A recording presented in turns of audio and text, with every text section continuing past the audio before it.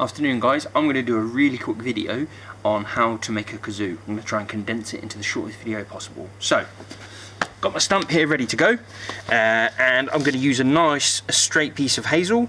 I'm going to pop my piece of hazel into here, and what we need to do with this is we need to baton it. So we need to split it in half right down the middle. So I'm going to use my knife and my bodger, which is just over here. Put it across this way. Don't want it over this way, just in case I overhit it comes back towards me. So I'm going to put it across, right down the middle. 1, 2, 3. That's in. 1, 2, 3. That's good to go. And there we are. That is pretty much ready to go. So I'm going to put that knife away, pull this out, and there's our split. Just going to use that knife just to create a bit of an angle, just to force that split. There we go. Once you've got your nice split wood, ideally you want to get kind of a 50-50, so you should be able to see the pith on both sides.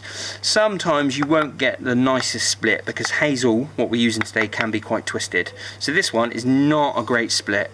We've got kind of 50, kind of 30, which is a bit too much. But I've got some that I made earlier. So I've got 2 here that I've split. Now you want to keep an eye on which side matches which. So sometimes by doing a line on one end will help you to match it up. And now to create a kazoo, what we're going to do, using a marker pen, we want to create kind of a very shallow channel or trough on both sides of the wood. You can do more than one. Just done one here for an example. What you're going to do then is you're going to need to create a stop cut here and here, and again on this side, here and here. You could use something like a junior hacksaw. Make sure you're wearing a glove as well. Or you could just utilize your knife and having a stop cut, just push your knife down gently and just rock it back and forth. We're only looking to go about 1-2 mil deep. And again at this side.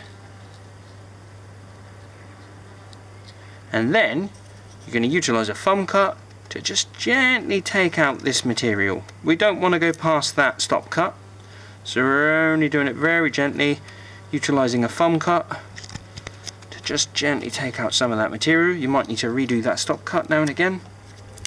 Take out our material, and you're looking to create only about a 2 mil dip.